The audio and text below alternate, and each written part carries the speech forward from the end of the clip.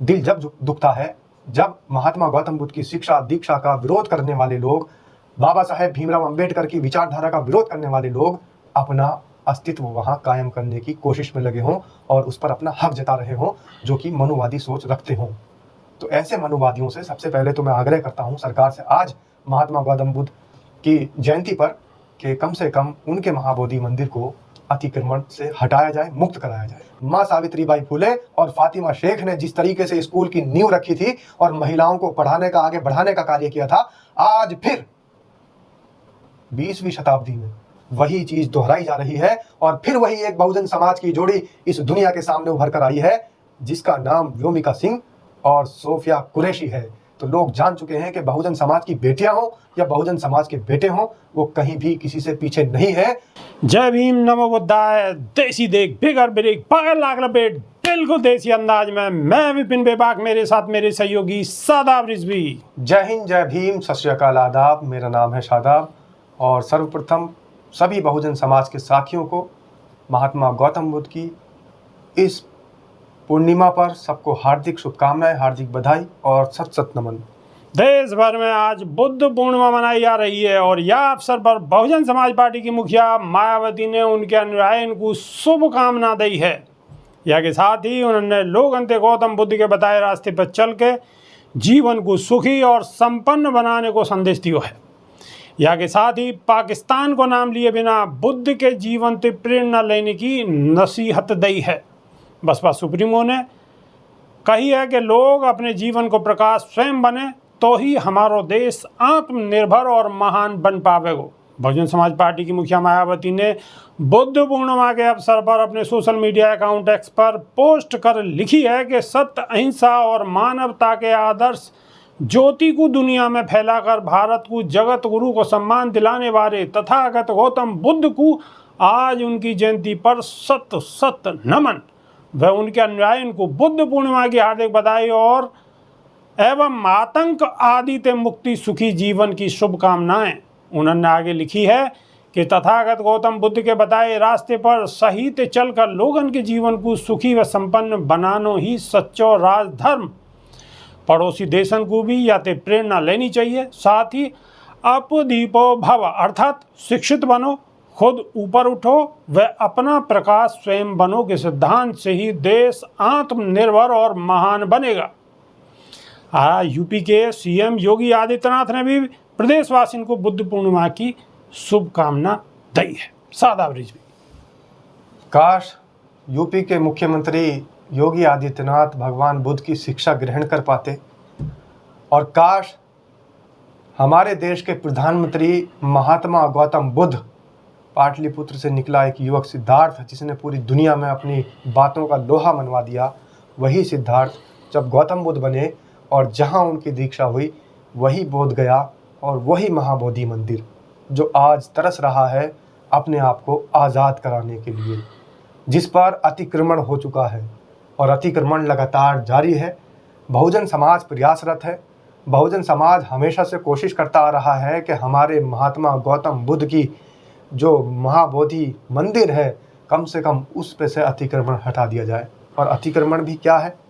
अतिक्रमण भी ये है कि दूसरे समाज के लोग, दूसरे समाज यानी कि ब्राह्मण समाज के लोग, दिल जब दुखता है जब महात्मा गौतम बुद्ध की शिक्षा दीक्षा का विरोध करने वाले लोग, बाबा साहेब भीमराव अंबेडकर की विचारधारा का विरोध करने वाले लोग अपना अस्तित्व वहाँ कायम करने की कोशिश में लगे हों और उस पर अपना हक जता रहे हों, जो कि मनुवादी सोच रखते हों।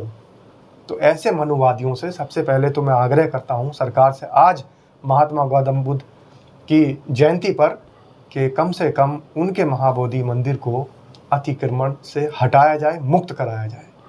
और जो पुजारी, जो पंडित बिना वजह उसमें लगा रखे हैं, उनको हटाया जाए और बौद्ध समाज के लोगों को ही उसकी सुरक्षा, उसकी व्यवस्था, उसका इंतज़ाम दिया जाए।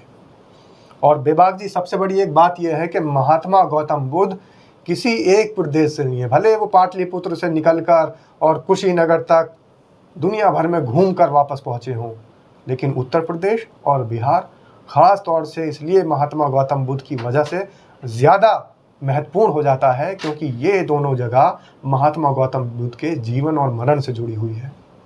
तो इसलिए सादाब रिजवी, एक चीज़ और मैं दर्शकों को याद दिलवाना चाहूँ कि हमारे यशस्वी प्रधानमंत्री नरेंद्र दामोदर दास मोदी जी जब विदेश जाएं तो वहाँ जाके कहें कि मैं महात्मा बुद्ध की भूमि से आया हूँ, और महात्मा बुद्ध की भूमि कौन के कब्जे में है?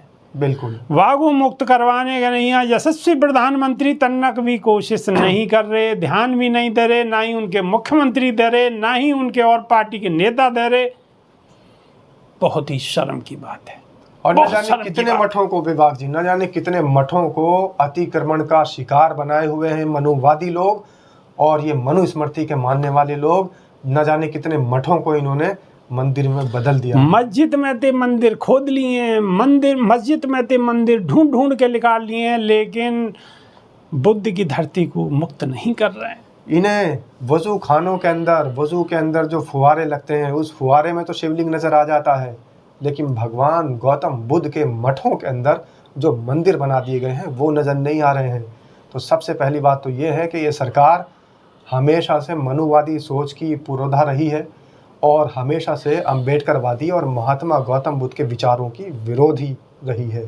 तो ऐसे विरोध करने वालों के लिए एक ही रास्ता है कि अगर ये हमारे महात्मा गौतम बुद्ध का जो वहाँ दीक्षा स्थली है, महाबोधि मंदिर है, अगर उसे नहीं मुक्त कराते या उसका कब्जा नहीं छोड़ते तो फिर आंदोलन होगा। सादाब रिजवी, 2 बहुजन बेटी हैं, उनके विषय में भी थोड़ी सी बता दो। समाज में और देश में, दुनिया में कैसे नाम रोशन कर रही हैं, थोड़ी सी चर्चा उनके विषय में भी कर दो। बिल्कुल वैसी, बिल्कुल उसी तरीके से जैसे एक जोड़ी 18 शताब्दी के अंदर, 18 सेंचुरी के अंदर तमाम लोगों के सामने आई थी। पूरी दुनिया ने उनकी सोच का लोहा मान लिया था और उन्होंने जता दिया था कि महिलाएं अगर हैं तो वो भी शिक्षा ग्रहण करेगी।